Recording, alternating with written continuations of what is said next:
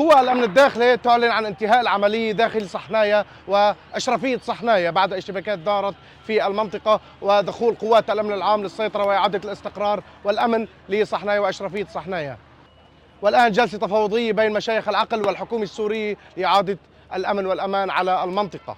وكل مين عم يلعب على وتر الطائفية، نحن بنتمنى من الحكومة إنه تجرمه وتسجنه، وكل مين سب الرسول عليه أفضل الصلاة والسلام يتم محاسبته أمام الملأ، ويتم محاسبته من كان يكون، من أي طائفة كانت، كلياتها سوريين.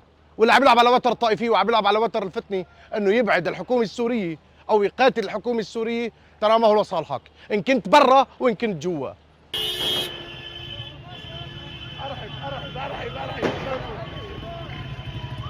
دخول قوى الأمن الداخلي لصحنايا وأشرفية صحنايا لإعادة الاستقرار والأمن والأمان بداخلها.